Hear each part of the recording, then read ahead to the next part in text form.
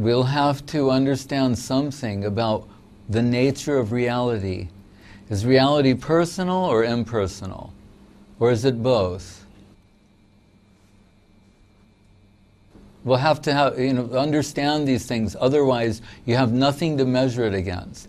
If you don't understand the nature of the absolute, then the idea that all things are relative, there's no way of measuring what is superior, inferior, progressive, regressive.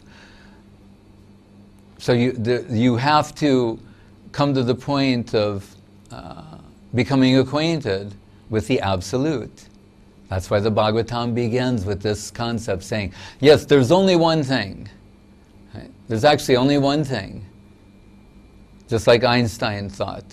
He told his mistress, said, you ought to keep a notebook for all your different ideas.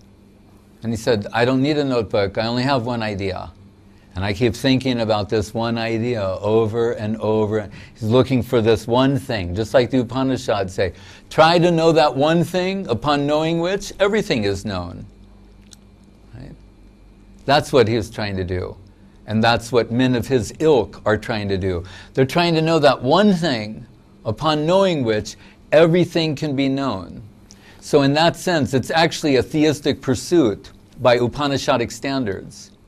And so the Bhagavatam begins by saying, yes, Advaya Gyan, there's only one thing to be known, but that one substance can be understood in three aspects. Brahman, it has a seemingly impersonal, abstract side to it that's all accommodating. And Paramatma, it has a localized, all-permeating aspect that's smaller than the smallest within everything.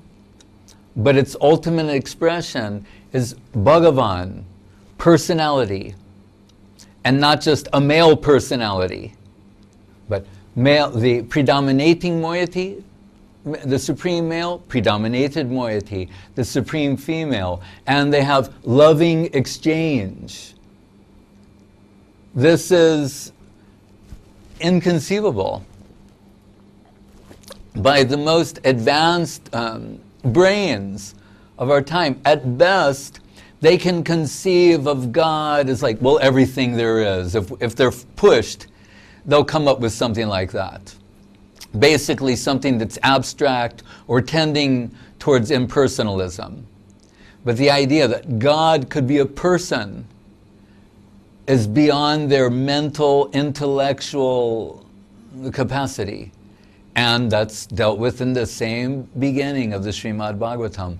Muhyanti yatsurayaha. The thing, not only are the finest human minds unable to digest this, the gods are bewildered. Well, Brahma, who we spoke of before, bewildered. Shiva, bewildered. Gurumar is saying in his book, Jiva Ye Abharakshitam Shuka Shiva Brahma Samanitam. Brahma, Shiva, Sukha, Uddhava, they're aspiring for a drop of this.